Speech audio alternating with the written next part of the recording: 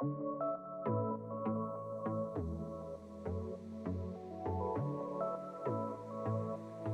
hello. Welcome back. I'm Amanda. And I'm Sam. And this is Nuance Needed. Welcome, welcome. We're happy you're here. We're so happy to be here. Sam, what are we talking about this week? We are talking about that super straightforward and not controversial topic of boundaries. It is funny that it is controversial. I don't exactly know why that is, but it is controversial because people are misconstruing it. I think that's part of it. Well, I think it's one of those things that I think a lot of people assume they understand when they very much don't. Yes. And it's like really, it's kind of, to jump right in. Yeah. It's really quite easy to like take the upper hand in a situation when you throw out boundaries. You can very quickly own an interaction if you're like, my boundaries are being violated right now. Yes, that's a very good point. And I mean, I think we've been talking about this, Sam and I, with clients for a really long time. Oh, yeah. And I think this will probably be a theme on the podcast and something we break down. We'll probably do a series where we break down all different terms that are being misconstrued inappropriately on the internet, therapy speak, and the issues that come from that. Mm-hmm. But we're recording this in August, and there was a Cut article that came out that was a pretty incredible example of boundaries that are not boundaries, that are misconstrued. Yeah. That's not a boundary. Yes. So just to catch everyone up, it's a short little, she wrote into the Cut asking, and to give you just kind of the Cliff Notes version, what she says is, no one in my husband's family washes their hands before meals. Instead, they touch their faces, pet their family dog, play with the reptiles, and then sit down at the table, proceeding to touch every bagel and piece of crudité because pursuing visually is not enough. I have spotted Shrek-sized fuzzy fingerprints on more than a dozen slices of cheese. And she goes on to talk about her dogs. And essentially at the end, she says that she's on the verge of divorce. And her husband says that it's not their fault. These are unintentional slights. And she essentially says, it's behavior that violates my boundaries, makes me feel deeply uncomfortable, and threatens my livelihood. I'm learning it's hard to be a facer among avoiders. Initial thoughts. My issue was when I first glanced through it, there were so many conflicting things that she was bringing up. Because I think right off the bat, as a self-described neat freak, that's gross. That would bug me. It's very funny because I was like, this is normal.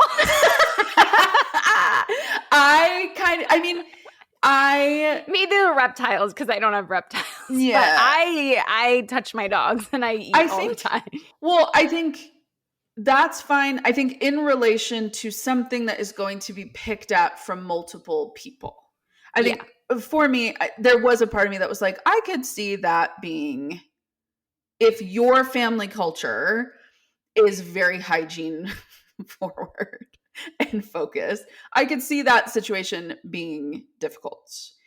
However, the key issue here is the boundary is not telling them they now have to shift their whole dynamic in order to cater to you and what you want.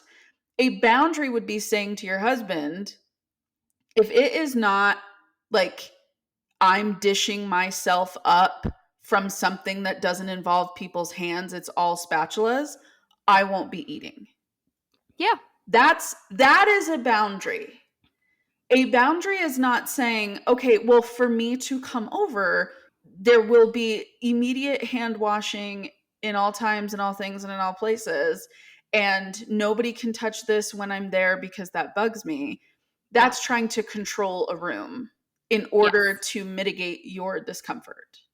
Yes. The boundary in this situation is, I'm going to choose to not eat. Mm-hmm. Or bring your own food. Or bring your own food. That's what I thought. I was like, bring your own food. Yeah. Like if it's going to bug you that bad, the element of boundaries is you figuring out how you operate while other people are operating around you. Mm-hmm. That is what a boundary is. Yeah, I mean, I think to physicalize it in a metaphor, one of the ways that I really like to describe it is a boundary is, right, the fence around your property. Yes. And Yes. while, right, like that could look, right, a fence, you could walk by someone's fence and be like, they're punishing me because I want to walk on their lawn and they won't let me, Right. right? So that is how a boundary gets misconstrued in the Mm-hmm. opposite way. Mm-hmm. But, right, like a boundary is not telling someone else how they take care of their lawn. It's how you Exactly. focus on your own lawn, your own house, Mm-hmm. and protecting that. It is Mm-hmm. not about controlling or Mm-hmm. changing someone else's behavior. Right. Not at all. Not Yeah. even in the slightest. And now we can have a concern about our boundaries actually being violated if, like, Mhm. going back to this woman's example, if while she is at the house, people start pushing her Yeah. and engaging in, bullying and, well, why won't you? Like, you should Mhm. just eat. It's fine. It's not a big deal. That is when we can start Mhm. talking about boundary violations, because when you've Yes. just communicated, like, oh, I'm not hungry, or oh, I brought my own food, or no, I'm not going to eat, right? If someone then pushes back on getting into your yard, Yeah. that's when you can say, no, ma'am, please leave. Right. But to simply walk in and then say your boundary is that everybody now needs to operate the way you operate, Mhm. that's called control. Yeah. And we don't like that. Yeah. And I think it's confusing because of what we had kind of talked about, that sometimes the same boundary, like the intention, right, like Yes. really matters in a Right. boundary. And that's what's hard because we don't always know someone's intention. Mm-hmm. We know this person's intention based on what she wrote in and Right. said. But in real life, you don't always know whether someone is trying to control you or trying to protect themselves. I think Mm-hmm. you can figure it out by looking at context clues, Mm-hmm. by asking a question, Mm-hmm. by trying to compromise in some way and seeing how they respond. Right. But a boundary isn't really a boundary when it starts with, my boundary is you can't Yeah. No. versus my boundary is I can't. Mm-hmm. To bring this back to, like, the clinical perspective, Mhm. like, being in school, Mhm. it felt like that was this big topic that everybody spoke about, but Mm. there was never really, like, clear, thorough explanation. It was kind of like, no, boundaries, boundaries, boundaries, Yeah. boundaries, boundaries. So I think for you, Mhm. when did you start to recognize what boundaries actually meant? I think, like, professionally. Like, for you, when did it start to click of like, oh, yeah. Honestly, I feel like I didn't really think about it until I started working in a rehab, and we talked a Mm, lot about coping skills and rehab, like, right. and boundaries Right. of, right, like, but it was very obvious what a lot of those boundaries were because they were like, you have to protect yourself from not using. You have Yes. to not go to you have to not hang out with friends who Mhm. still use drugs. You Mhm. have to drive a different way home Mhm. because you can't go by that ATM that you used to get cash out of. You have Mhm. to leave the party early where people are drinking. Mhm. So I do think there has been a very recent phenomenon with TikTok specifically that has Mhm. caused this misconstrual of boundaries. I never had conversations with people before really. Mm-mm. It was, parents saying, you have to be sober to live in my house. Those was very Mhm. concrete seeming clear boundaries. Very, very black and white. Yeah. Mhm. Where, yeah, as I think people have talked about them more, there has been a lot more opportunity Mm. to misconstrue Mhm. what a boundary is, essentially. Yeah. I For me, it's interesting that you say this, kind of like, when did boundaries, like, really start to enter, like, the public consciousness? Mhm. For me, the first time it was really, like, hammered home was when I started working at a residential treatment center, Mhm. and boundaries were communicated amongst staff. Not Hmm. necessarily as a treatment modality, but Mm. as how we had boundaries with the students Oh, at the that's facility. a good point. Yeah, that's a good point too. That was and I was still an undergrad at that point. Mhm. That was my first foray into kind of this very visceral feeling of boundaries and understanding that. And I remember it's actually been something that's come pretty easy to me. Mhm. in the professional setting. Because like I remember so many people would be like, "Oh my gosh, like I'm having dreams about the kids," or like, and I'm like, "I'm not. I don't want to see these people in my dreams." Yeah. Like, they torment me for 8 hours on my shift. Like, I don't want to see them in my dreams.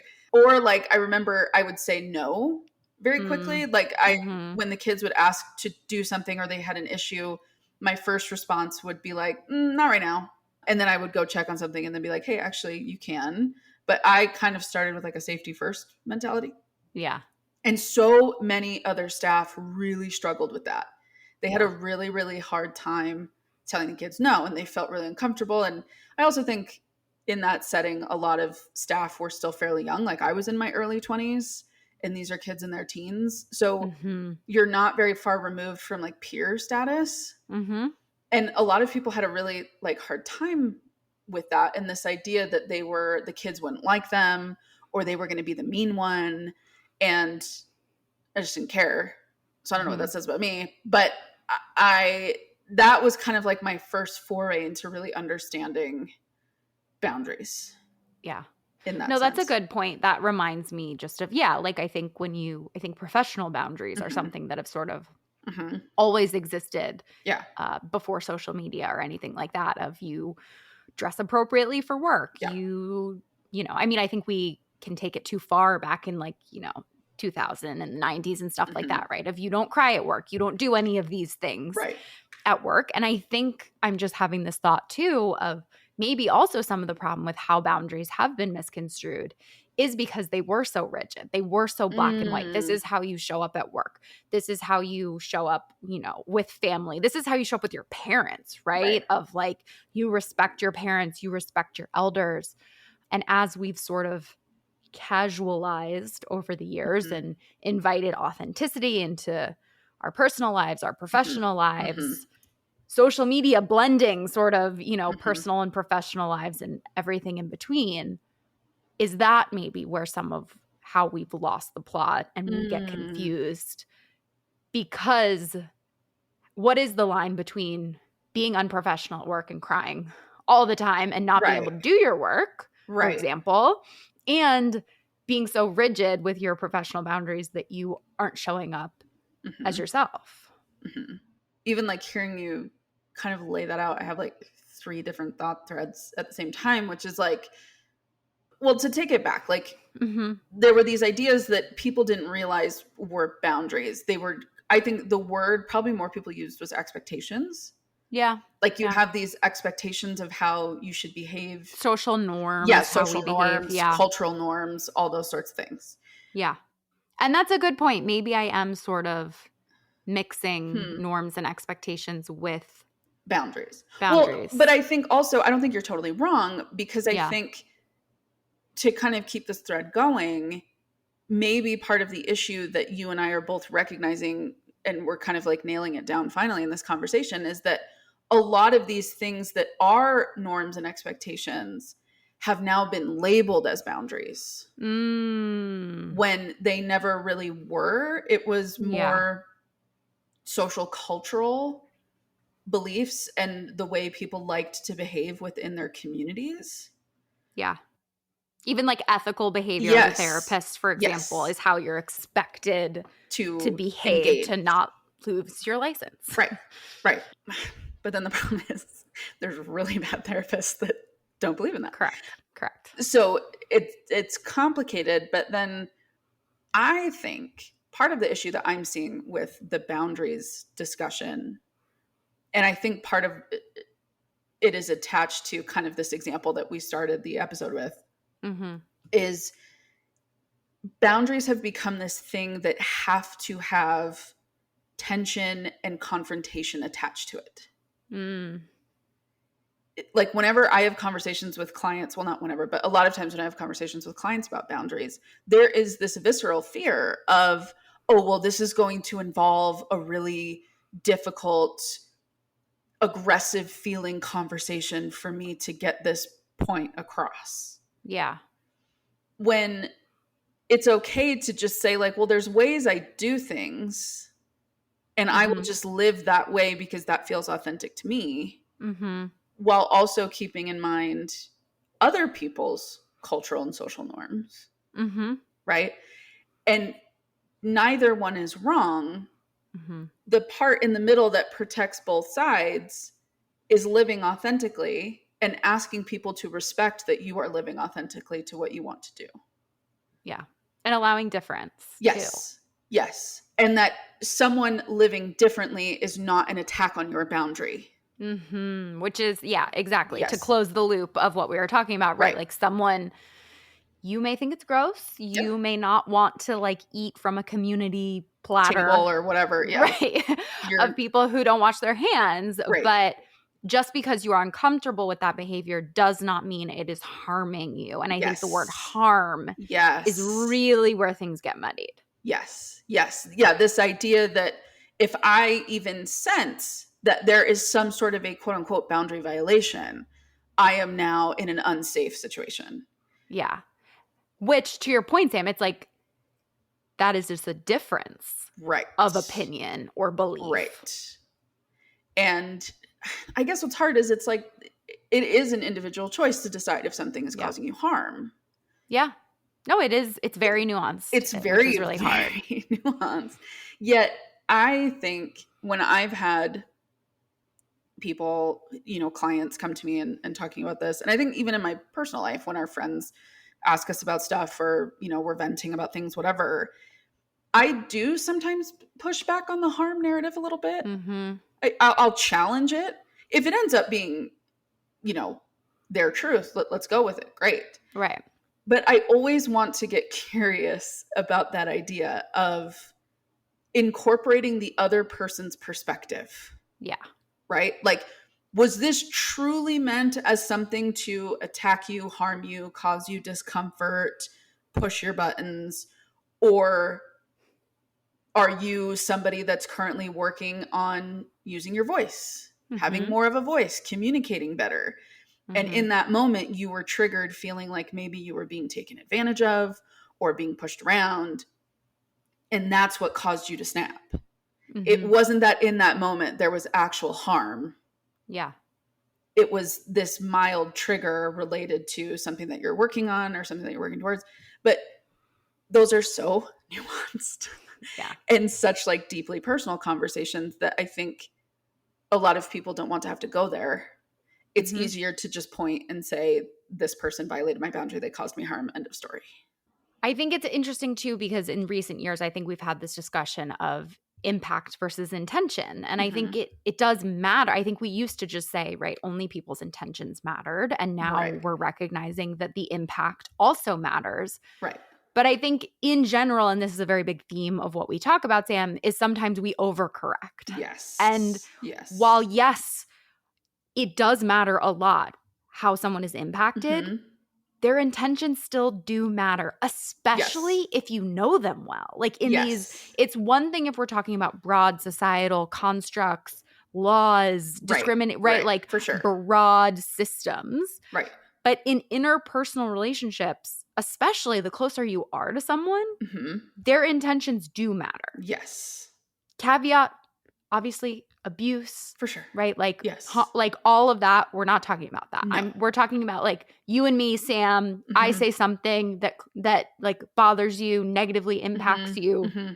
potentially causes you harm. Mm-hmm. If I didn't mean to, it does matter because it will be Yes. much easier to have a conversation with me Yes. and to repair so that that doesn't happen Mm-hmm. again. Mm-hmm. Where if it was my intention to hurt you, Right. that totally changes the dynamic. 1,000%. And I love that you used the word repair because that was the word that was coming in my mind of that would be when I would challenge if I had a client come to me and say, why, like they hurt my feelings, right? Okay, great. Yeah. How do you want to proceed? Mm-hmm. Right? Is this a friendship that you care about Mm-hmm. investing in maybe some spicier, uncomfy conversations in order to work through it? Right? Mm-hmm. Like that is the important piece. And people are deserving of the chance to Mm, show accountability. yeah. I think a lot of times we can sell people so short that they're not capable of doing that. Because we're scared sometimes to have the hard conversation. So Yes. we assume they're incapable of Yes. it. Yes. And we avoid it. Yeah. And I tell my clients all the time, like, you have to be willing to practice letting multiple things be true. Mhm. You have to be willing to sit in a space that it is true that my friend did something that hurt my feelings or offended me. And it is also true that I'm willing to bet their intent was not to do that. Mhm. And I can hold space for both. And Yeah. also, if we want the opportunity to repair with people when we've Yes. done wrong, we have to be willing to extend that same opportunity to other people. Mhm. Yeah. I think the other part is if we get right, if we have this expectation that everyone never makes Right. mistakes, we almost can become really rigid and perfectionistic Hmm. because people are people. Like, Right. we make mistakes, we say Hmm. things we don't mean to, especially Hmm. the closer you are with someone, the more interactions you have, Right. the more likely you are to say the wrong thing, to Hmm. come up short, to make a mistake, to Hmm. have a difference of opinion. But it is in the repair, it is in those conversations that we actually build closeness and Hmm. trust, and we Hmm. learn that it is safe to come to someone with this, and then it is possible to grow. Right. Where I worry sometimes with social media and with how these conversations have shifted, we've become so perfectionistic. And I see this sometimes online or with clients where it's like, she did this, she knows how much this would Hmm. hurt me. Hmm. And sometimes people make mistakes, and I Yeah. worry we're not giving people grace, and it is Hmm. causing more division and more polarization and even just more friendship breakups Yes. because we have unrealistic expectations of people. Hmm. And this belief that I am entitled to something that somebody else is not. Mm, So, we are expecting people to have all of this grace and all of this empathy and all of this understanding for where we're at in life and what we're going through. But then the second we are expected to extend that to someone else, it's like, well, I've never done anything wrong. I would never do something like that. I would, ugh. And even if that's true, it's not. Well, it's like the classic car example, Yes. right? Of like, I forget the name of the official bias, but right when Mm. you're driving your car and you cut someone off or make a Yes. mistake when you're driving, right? Like, Right. you expect the person to understand and have the full context Right. that this isn't just your personality. Hmm. Where when we see someone do the same thing, we're like, Hmm. that person is a jerk Yeah. because we know one thing about them and we assume that that is Hmm. who they are. Yeah. And I think this is also the problem with more interactions online than in Yes. real life, Yes. because it is just much easier to make snap judgments, to take Hmm. one small comment someone made online and Hmm. extrapolate that into their whole personality, Hmm. compared to when you have a real authentic conversations with someone face to face. Most of us would never say that No. to No. someone. Most people, like, there's a reason when you're driving, like, most people wouldn't say the stuff to someone's face Hmm. that they say to someone when they're driving anonymously. Yeah, exactly. When there's no, because in these online conversations too, there's no risk. Yeah. Yeah, especially a lot of people are straight up, Yeah. like, fully anonymous, no one knows Yes. you. No one knows you. You don't even have a profile picture. And you're Yeah. like username 108923558. Like, so you get to say whatever you want with no Mhm. consequence. Mhm. But also, if we're, taking it back to boundaries, Yeah. right? So there's so much black and white thinking around our boundaries. And I think, Mhm. kind of, if we're going to talk about like this internet culture of this very like binary back and forth aggression Mhm. that is going Mhm. on, there's what's missing is the idea that within conversations about boundaries with people who care about us and we care about them, there is so much nuance to the conversation. Yeah. It doesn't have to be that you immediately text your friend and say, I will not be doing this. Right. Like, that's just not how authentic human conversation happens. Yeah. And I think, kind of going back to what I said earlier about there's clients who are like, oh my God, like, I don't want to have this super hard conversation. Like, what? Well, it doesn't have to be. Yeah. Because in the moment, you can very easily be like, oh, I don't think I want to do that. Mhm. And if someone Yeah. says, oh, why not? One, that's a valid question. Yeah. If the whole group is doing something and you are not, Mhm. that is a valid question to ask, like, oh, why? What's wrong? Mhm. And then a lot of times people will stop there and be like, you can't question me. Yeah. And it's like, no, people who care about you are allowed to explore what is going on with you. Yeah. You then get to decide how much information you want to give. If I go to Disneyland, I don't know how many of you have been to Disneyland, I cannot stand Space Mountain. That is one of my most controversial opinions next to hating watermelon. I truly, like, You hate I hate watermelon. I think watermelon? it's disgusting. Oh my Genuinely. I could do an entire episode on proving you wrong of why it's disgusting. Genuinely. Okay, maybe I we'll know. do a bonus episode on that. Sam, if you want to hear about why Sam watermelon is disgusting, let us hating know. watermelon. And send me all the hate email you want. I've already fielded it from all my family and friends. My skin is like 6 inches thick with this, so don't worry. But anyway, I don't like Space Mountain. Okay. It makes me really dizzy. I get like Valid. extra sick on it. I end up with a headache for 2 hours and I'm miserable. And so years ago, I went with some friends and I told them, I said, if I go on this ride, I am going to be a cranky little girl. Like, Mhm. I'm not going to be fun. I'm going to be mad at all of you and I'm going to make it your problem. And they were like, no, like, it's going to be fine. It's fine. Like, blah, blah, blah. And kind of, they all felt bad that I would be sitting outside Mhm. for 2 hours while they were in line, go through the ride, come back, the whole thing. What they don't know is I love being on my own and I would have happily strolled the park, right? But anyway, they pushed and pushed and pushed. And so I said, okay, fine. And I went. And what happened? She was a cranky girl. And I made it everybody's problem. And they all realized what happened when they pushed my buttons Mhm. and made me do something I didn't want to do. Mhm. And so we were all able to move on. Mhm. And nobody, if we do go, pushes me to go on Space Mountain.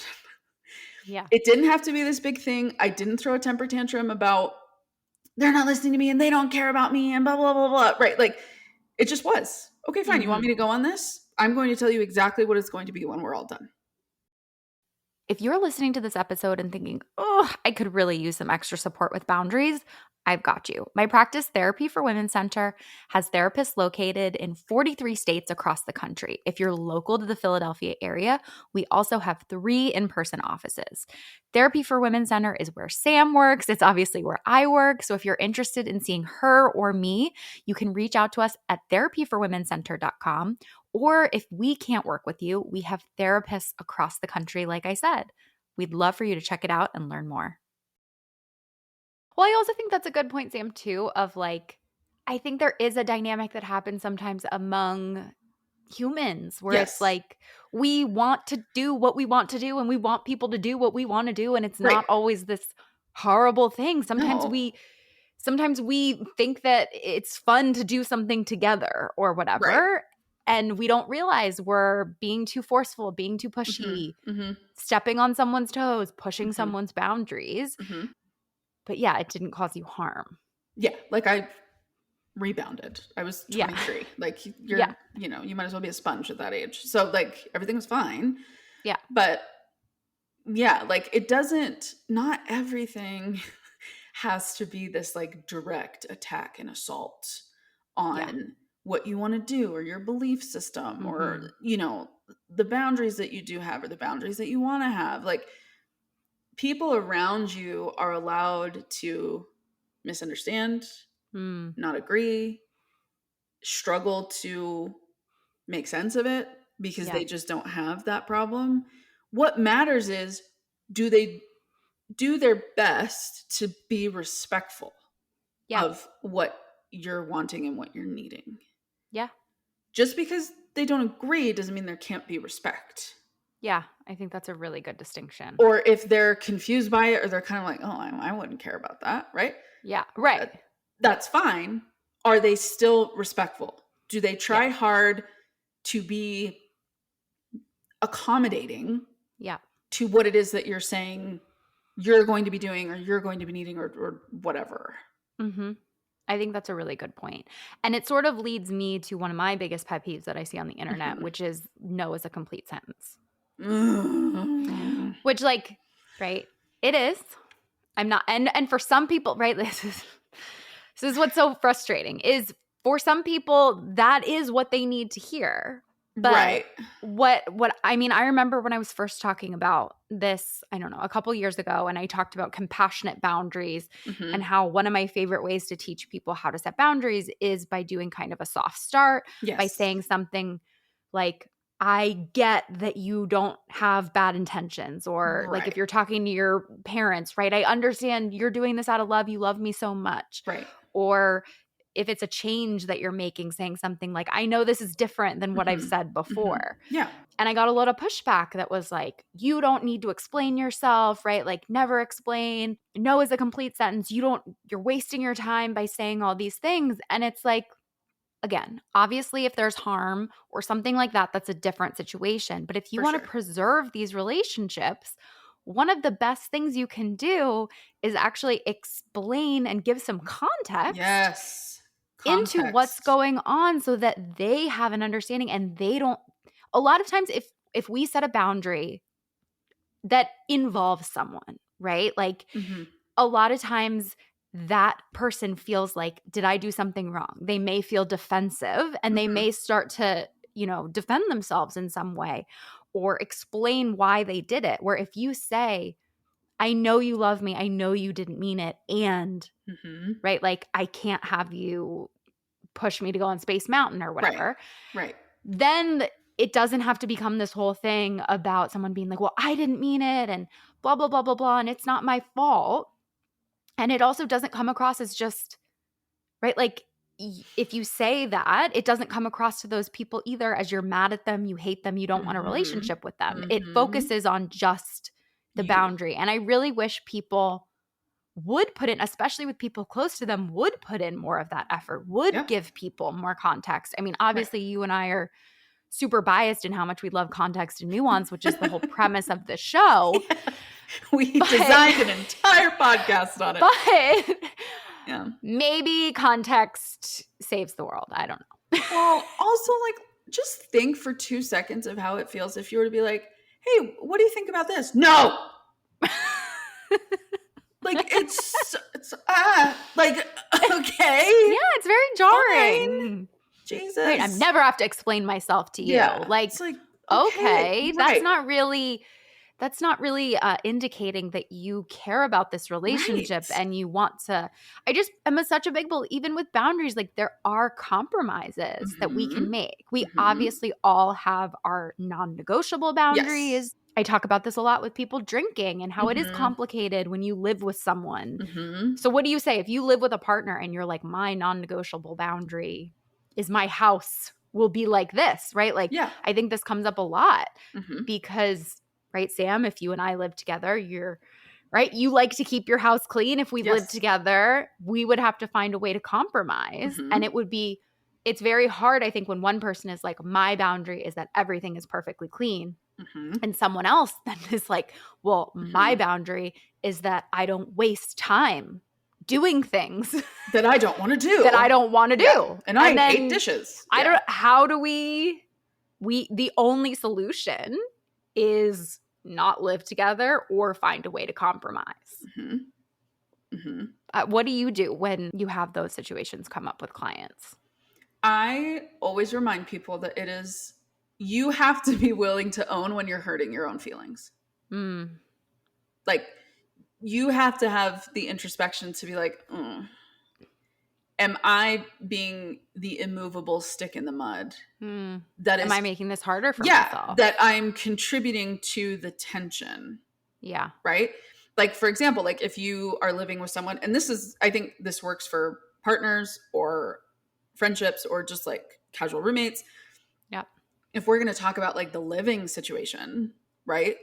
Mm-hmm. If you do have very different expectations for how the home is clean, one, you need to be willing to stand in a space of what am I accepting of and what am I not? Mm-hmm. To have like the context and the nuance in there of, you know what, maybe I can live with that, or I'm okay owning that as long as they're willing to own this, right? Mm-hmm. Like if they say, well, mine is, if we're going to talk about dishes, Yeah. I have to do the dishes as soon as they are happening. I cannot sit down until all the dishes from meal prep are done. Then I can relax, right? Mhm. But then the other person's like, well, I'm like by the end of the night, Mhm. like before I go to bed, right? Yeah. Is that a deal breaker for you? Mhm. Or are you willing to say, I'm just going to own doing dishes, Yeah. right? And then to not get bitter because you said, well, I need to have the dishes clean. And this other person said, well, that's not important to me. So, no, I will either do it by the end of the night or you're going to be doing them. Mhm. And to sit in acceptance of that, that this other person then told you what their line is. Yeah. And you have now decided to own, I'm going to do the dishes as soon as they're done and I will own dishes in this house. Yeah. But then 2 months later, you can't all of a sudden be bitter Mhm. that they're not helping with dishes. Mhm. Right. And so I think I always introduce this idea of you have to be willing to acknowledge that sometimes standing in what your boundaries are is going to feel like it involves work from you. Mm. And to Yeah, just more work for recognize, that person to bring yeah, food, right, right, to her right. in-laws' house. That will require more effort. And to Mhm. recognize that that is a choice that you are making to honor what it is that you want to do. Mhm. And to be like, okay, I'm hurting my own feelings with this. It's Mhm. kind of annoying, kind of frustrating, but that was my decision. Mhm. And so I try to introduce that way of thinking about it, which is you just have to be real sometimes that, like, I know I'm doing this to myself. Mhm. I know I'm putting myself with like a little extra work. It's a little more frustrating, but I'm owning that because the long term gain of doing it this way is better to me. Mhm. Like, what are your thoughts on that? I agree. I think that it's important to understand what our preferences, I think some of these fall into preferences, I think too, Yeah. and maybe that's part of it Mm. is it really a boundary that you can't do the dishes? Or is it just what Or do you you want just to do? you just don't wanna do them? And Mm. I think that kind of comes into what we've been talking about, which is sort of this weaponization Yes. of the word boundaries, where Yes. saying this is my boundary has become this trump card that Mm-hmm. you can use in any situation Yep. at any time To make it go your way. to make it go your way. Yep. And there is no acknowledgement even of when you entered into this relationship with someone, when you took this job, when you decided to go on this trip, Mm-hmm. you agreed to certain things Ah. and now it's uncomfortable or you've changed your mind or you have preferences that have come up and you're Mm. saying it's like in violation of your boundaries when really like I always come back to like yes, you're allowed to have boundaries, but so are other people. Yeah. Like your boundaries don't get to trump Yes. someone else's boundaries. Yes. So you can say this doesn't work for me, but someone else gets to say it doesn't work for them, like you were talking about. Mm-hmm. And then we have to decide, well, what are we going to do? Mm-hmm. And the compromise is figuring out how both people continue to feel respected and valued Yeah. while maybe being willing to be lenient on certain things Mm-hmm. if the other person is willing to be lenient in the other direction. Yeah. And I think the black and white thinking comes in with someone saying like, well, if I have to be lenient, they're not being respectful. Mm-hmm. And lenient is being willing to be flexible to life Yeah. because everything has context and complexity and uniqueness to Mm-hmm. the situation. Mm-hmm. And I think that's what makes people feel so daunted is no as a complete sentence is a very easy, straightforward way to operate in the world. Yeah. Yeah. And it lets you kind of sit on this like moral high ground a little bit Mm-hmm. of like, no. Yeah. It's like, okay, like we get it. And then Yeah. those are the same people that get all mad when they feel like they don't have close friendships. Yeah. Yeah. And Or, it is yeah, causing this. I yes, it truly is. think it is It causing absolutely this. is. Yeah. It's problematic. This Mm-hmm. inability to be flexible with the Mhm. way you engage with other people and engage with the world, and to like remove the arrogance that your boundaries are the only ones that could ever be right. Mm, yeah. Or Because matter or even, because I matter, think yeah. they're all right for Yeah, us. for us individually. But yeah, like they can't trump other people's.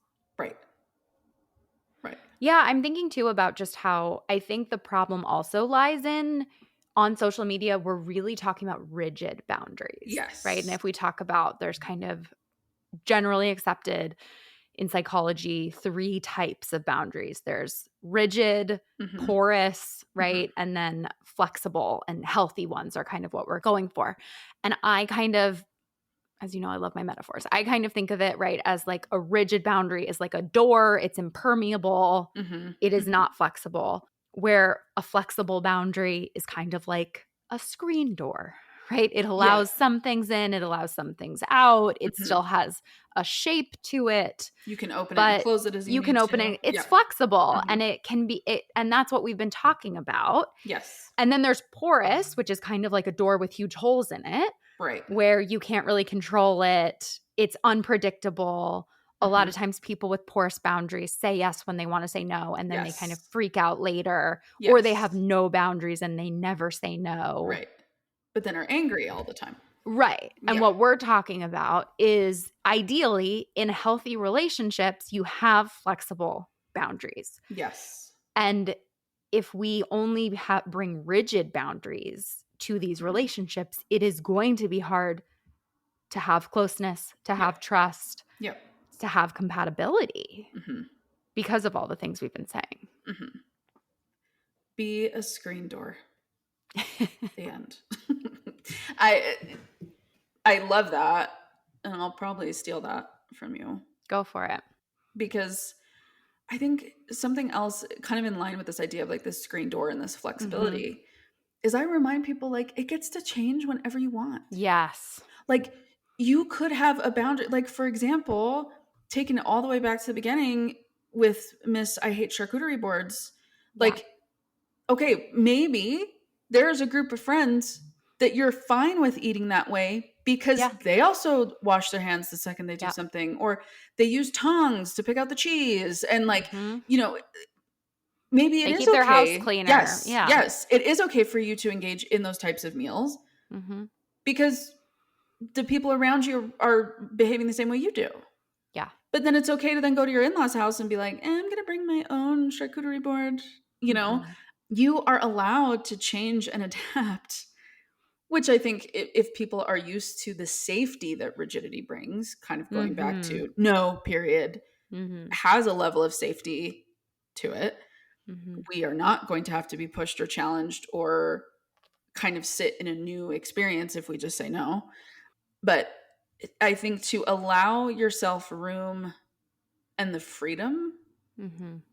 to change and adapt and to be considerate of like, oh, maybe I don't need to be that rigid in that Yeah. moment. Or what maybe growth, right? Yes. Maybe the growth would be me being a little more flexible, me Hmm. sitting in this discomfort. I think all the time about when I was first getting sober. Hmm. Right, like when you're first getting sober, you kind of do need these rigid boundaries. You Yes. can never be around Right. alcohol, Right. right? Right. You Right. have Right. to Right. like Right. really limit your life. And I remember I had been sober for a year, and when you're first sober, a lot of times they're like, don't get into a relationship, never Hmm. go to a bar. Yep. Maybe it's not even safe for you to go to a wedding. Like you got to Right. really have these rigid boundaries. And then after you've had some time, Hmm.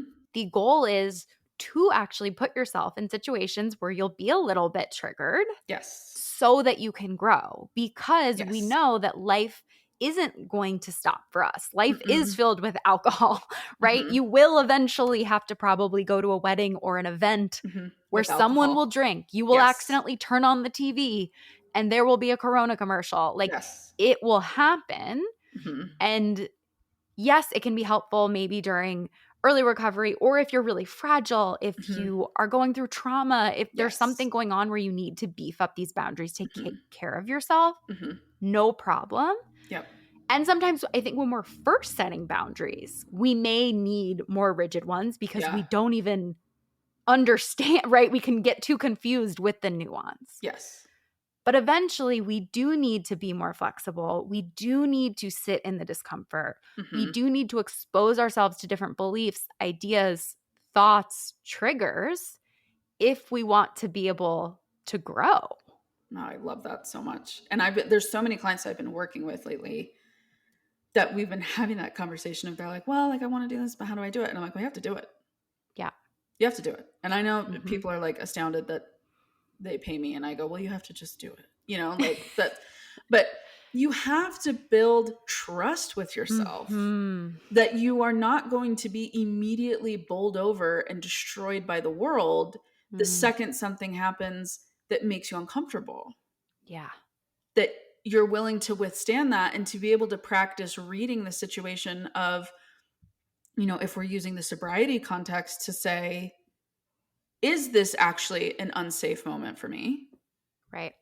Or can I be okay sitting with 2 or 3 friends at a table that I trust and I know the alcohol is not just going to dive into my mouth? That is so true. Because Yes. literally, when I first got sober, I was terrified to go into a Yes. bar Yeah. because I was convinced Yeah. if something would happen. And Yeah. that was like a healthy fear at the Mm-hmm. beginning, right? Yes. But eventually, yeah, like the self-trust you get of Mm-hmm. being able to know you can walk into a bar or a situation Yeah. and you will you do have choice. You do have Yeah. agency Yeah. over whether you drink or not. Mm-hmm. It really is such a recipe for building confidence. And I think this is, a whole nother episode that we should get into. Yes. But when we overly rely on these boundaries, when we are overly rigid, when we don't embrace flexibility and Mm-hmm. nuance, we don't have the opportunity to grow and Mm-mm. then we don't develop the skills to trust ourselves because it's kind of like these boundaries are this armor that we Mm-hmm. wear and it Mm-hmm. does protect us and sometimes serve a purpose. Mm-hmm. But it's same as like a vulnerability conversation, right? Is armor protects us, but it also keeps us from connecting Mm-hmm. with people. Because if our boundaries are no, I will never do this, Mm-hmm. we are going to struggle to have those deep, meaningful, intimate connections with people in our lives. Mm-hmm. Mm-hmm. No, kind of like wrapping up with that, I think Mm-hmm. you also have to, in addition to like everything that you said and everything that we've also said, there is so much power that comes from being able to actually articulate Mm. why you're doing what you're doing. Yeah. Because that allows the door for that armor to like come off. Mm-hmm. That allows you the chance to step through that door of like shedding the armor and taking it off and learning how to be vulnerable with the people around you who love you and care about you and have proven their trust in other ways, right? To be able Mm-hmm. to open up and like, I love Trixie Mattel, Mm-hmm. drag queen, and her friends on her podcast, because she's taking 3 months off, said that they always laugh because when she invites them over, it's literally for like from 6 p.m. to 8 p.m. Like at 8 Yeah. p.m., she will be like, well, this was great. Thanks so Yep. much. Right. Yep. And they were laughing about like the rigidity of the boundary, but they also understand she has a very fast social battery. Mm-hmm. And she's explained that to them and said, oh, Yeah. like I just run out really quick. And when I'm out, I need people to get out of my house and I need my house back. Mm-hmm. Right. Mm-hmm. To be able to have those vulnerable conversations with our friends so that then it just becomes this funny quirk that we have Yes. that they understand and they respect. Yep. And they know in those moments, you know, if we use this example, if they go over to your house and at 8:05, you're like, all right, guys, have a great night. They're Yep. not sitting there thinking, oh, did I Yes. piss them off? Like what Right. I don't think I did anything wrong. Like, well, why are they kicking me out? Right. It is okay to practice articulating Mm-hmm. why you're doing what you're doing and allowing people the chance to respect that back. Mm-hmm. So our homework, our challenge for you Mm-hmm. is to notice where you may have some rigidity in Mm-hmm. your boundaries that aren't serving you Yes. anymore. Practice flexibility. Mm-hmm. Practice, I think that's a great idea, Sam, of articulating, even if you started maybe with writing it down for yourself. Why do you actually need this boundary? and share it with someone and see if it can create connection instead of just saying no. Anything that you want to add, Sam? No, just rewind. If you want to hear any of my other thoughts on this, go back, go give it a listen. That's all. Thank you guys so much for being here. Yeah. We love doing this podcast. If you Yes. would rate, review, share, Subscribe. so we can get the word out, we Yes. would love that. It would mean the world to us. You're the best. We'll see you next week. Bye.